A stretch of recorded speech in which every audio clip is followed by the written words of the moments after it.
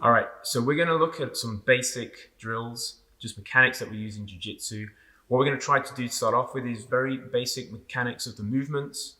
Beyond that, we can start introducing drills and flow drills. The flow drills are going to encompass all the movements we use in Jiu Jitsu, all the very basics, and we're going to start moving on to all the advanced bits and pieces later on. Okay, so this first drill is going to be what I call like an open guard drill. So you can use it as a workout, a really good core workout. It also really helps your fundamentals, your mechanics of keeping a really good open guard. We're going to start from this direction. So my goal in the open guard, initially, is I want to make sure that I can keep my knees close to my chest. So as a nice little way of warming up and getting used to this mechanic, you can start just pulling your knees to your chest and start to get this kind of rocking motion, this mechanic going. When you feel comfortable, the idea is then to try very best to stick your knees to your chest and make sure they don't come away. From a different angle, same thing. Head, chin wants to come up. So I don't want my head on the mat. So good fundamentals, making sure that the chin is tucked, protecting our head. The knees coming in to our chest. You can pull them in. At the same time, I want to make sure that my legs are flared open. I don't want to have a narrow guard. I want to make sure that it's nice and wide. Because if people are trying to pass my guard, they have to work a lot harder to get past them. So the first basic movement that I like to get doing is try your very best. Like imagine your knees to your chest and really pull them in. So imagine it's like something pulling on them, like a spring load. You pull them in. And all I want you to do is I want you to start to move around either clockwise, anti-clockwise in a circular motion.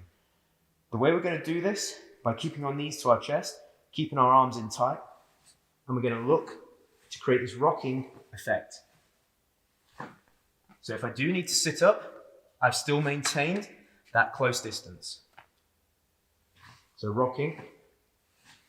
You see how to start off with, I can build up by pulling my knees into my chest to create that tight space. Beyond that, we can use our hands. What you can aim for is a nice little workout, is maybe 30 seconds in one direction, and then start changing, maybe 30 seconds in the second direction. So clockwise, anti-clockwise, and we're just moving around. See how I'm rocking? So from the sort of angle here, you can see how I'm rocking from my back and sitting up. I'm not using my hands to help me. I want this to be a core-related exercise.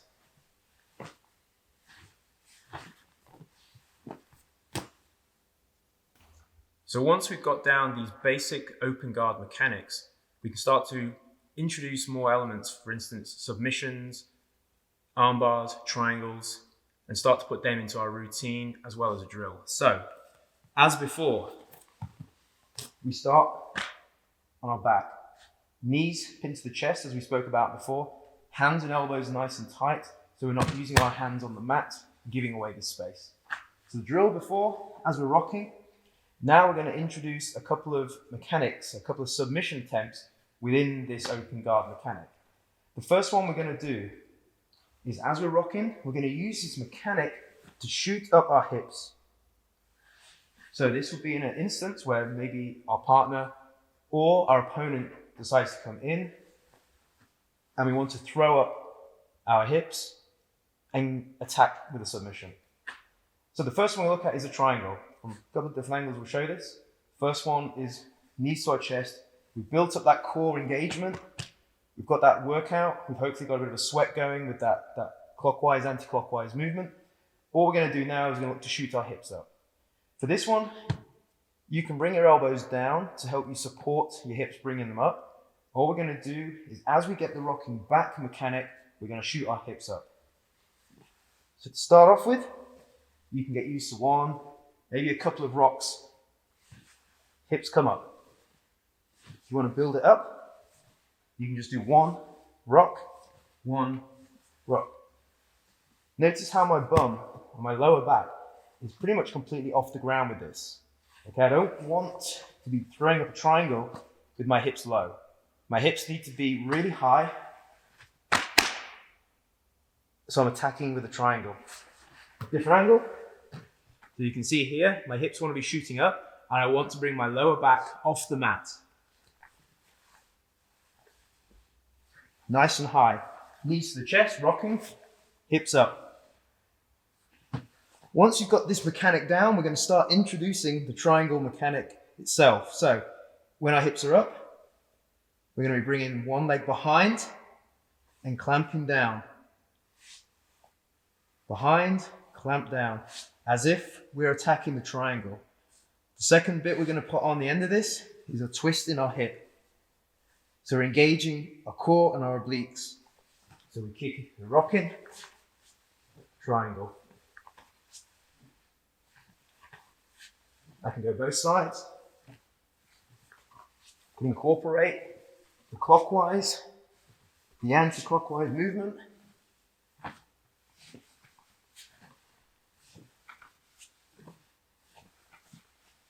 You could set yourself 20, 30, 50, whatever you wanted.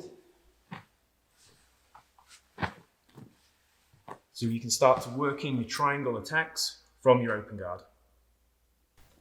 So final technique we can use with this open guard drill is attacking with our armbar. So as with the previous technique, the triangle requires our hips to be elevated and to attack the triangle choke.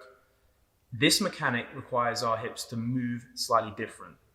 So we can maintain the same drill as we did before, the rocking effect.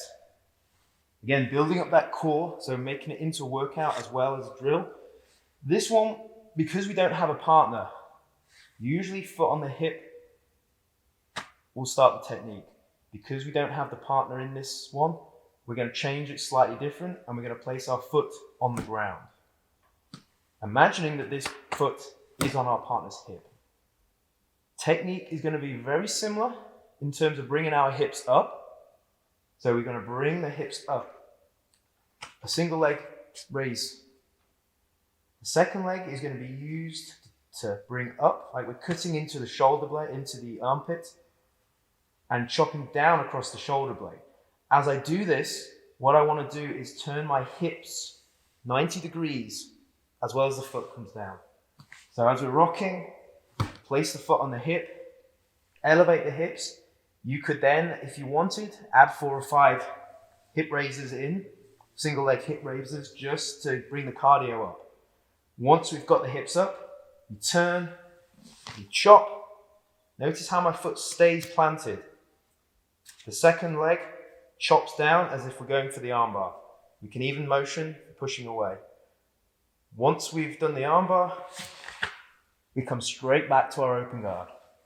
We rock from a second different angle, foot on the hip, elevate, kick the leg up, chop down. See how my hips change, my angles change? So now I'm looking 90 degrees. In theory, I'll be looking down our partner or our opponent's ear hole. We can change that 90 degree angle. Bring the knees back, plant, hips, chop. Notice my foot stays planted on the floor. If the foot does come off, we end up losing the technique. So again, rocking, foot, hip, chop, come back. Foot, plant, hip up, chop, 90 degree angle, come back. Back to our rocking effect again. Working abs, foot, hips, kick, chop, straight back in. So given these techniques we've used, what we can now do is you can actually incorporate all this together into one long drill. So the drill will start, the knees to the chest, the rocking. You could add 30 seconds of rocking when we want. One triangle. Armbar. Back to triangle. Rocking around.